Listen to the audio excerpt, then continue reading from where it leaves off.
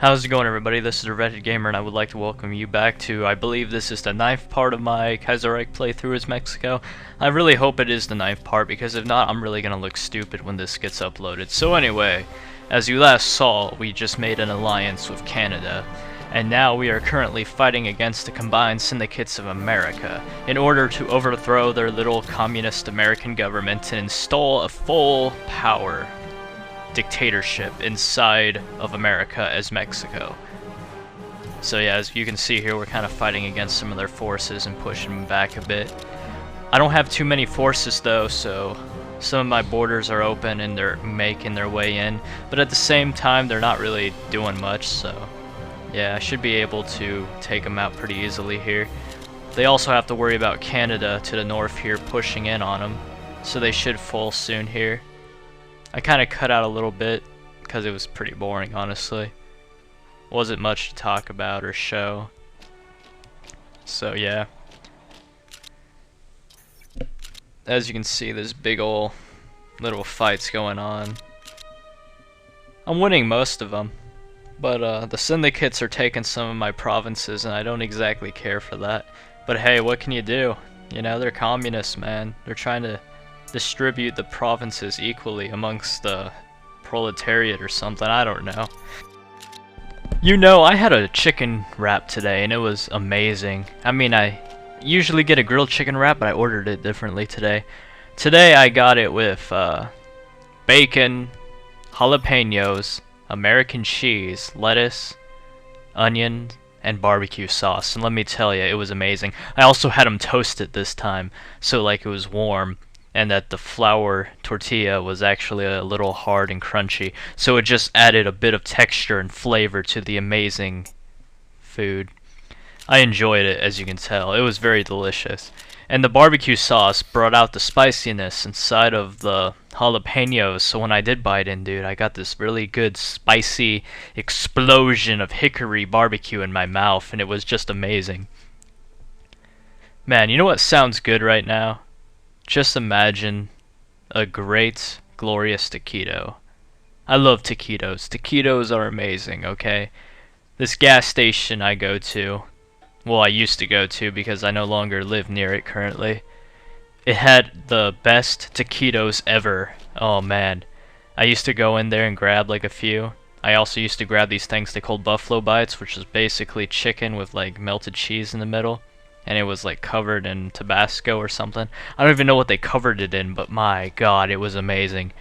It was like eating heaven, but then your mouth got burned, and then you were like, wow, this is insanely hot, but at the same time you couldn't stop eating because it was like the best thing you've ever eaten in your life, and you knew if you stopped eating, like your whole world would just collapse around you, and you'd go insane because everything you had ever planned out and everything you had ever believed in just collapsed in front of you. So you'd like go crazy and decide to like attempt to summon a demon into this world, but after you summoned the demon, he'd be like, dude, this is my land, and you'd be like, no, I am your master, and then he'd like, you know, blow you away with his dark magic, and he'd slowly take over your body in order to like preserve himself in this realm so he could continue on with his glorious like conquest of the dimension and stuff. And then slowly but surely he'd have a small army of followers going around spreading his glorious corruption while, you know, like eating pie, because pie is amazing, you know. Pie could be like the ultimate source for good or evil, or even neutrality. I know that's kind of difficult to understand, but you'll understand it one day once you're done eating a pie. I don't care what pie you like. If you like chocolate pie, eat chocolate pie. If you love pecan pie, eat pecan pie. And if you just love blueberry, apple, or some sort of fruit pie, or whatever it is that floats your boat when it comes to pie, just eat it, because pie is amazing. And I don't care what toppings you put on it either. You like adding sweet or sour cherries to your pie, I don't care, do it. You love putting whipped cream on top, go ahead, I don't care, I'm not your master. Or if you love putting like sugar on it, okay, that's cool, but I don't care, just eat it. Because, you know, if it adds flavor to you, that's good enough for me, because pie is amazing. Now, some people like cake, you know, and they're all like, cake is amazing, and then pie people and cake people get into a giant war, and they usually like talk about how the other one is bad, but everybody knows they're all crapping each other, because pie and cake are amazing. You know, cake isn't always a lie. I'm just telling you that now because it seems like whenever somebody talks about cake, they're all like, cake is a lie. It's like, no, bro, cake is not a lie because cake exists and cake is right here. Therefore, cake is amazing. You know, I like chocolate cake. I also like vanilla cake, and I like the mixed cake. I never liked lemon cake though. I mean, lemon cake, like, why would you even eat lemon cake? Like, it just tastes funky to me, but that's just my opinion. Now, carrot cake. Oh yeah, carrot cake. Oh, that's amazing. That is amazing. I don't care what any of you think. Spice cake is amazing. And all the other types of cakes I can think of are pretty much amazing, except for lemon cake. Like, I still don't get why anybody would eat a lemon cake. Like, come on now. But whatever, if you like lemon cake, that's cool. Because cake is amazing, like I said. So, if you've been paying attention to the game, you can kind of tell that Canada and me are basically taking out the syndicates here, and they're not going to last much longer. We've pretty much taken out all their provinces in the western part of the US, now the eastern part's just going to get like taken out over here. I mean, they have a few troops on the border of Canada here, but most of them aren't that strong, and we're gonna surround them here and basically drain them out of supplies.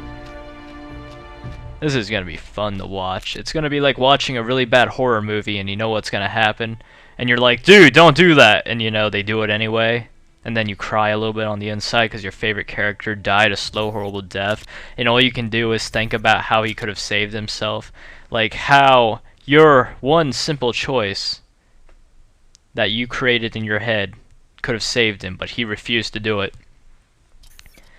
Don't you hate that? Like, you know, when your favorite character dies in like a video or something, and you're like, no, he was awesome. You know what I always hated though? Like when I was little and I used to watch cartoons and stuff, it always seemed to me, wow, I kind of like lost my voice there for a sec. It always seemed to me that the villain was always a lot cooler than the good guy. You know, like the villains always had the cool costumes, the cool weapons, the cool abilities, and the heroes were just there, you know, like, I'm the good guy. It's like, oh, you're lame, you know?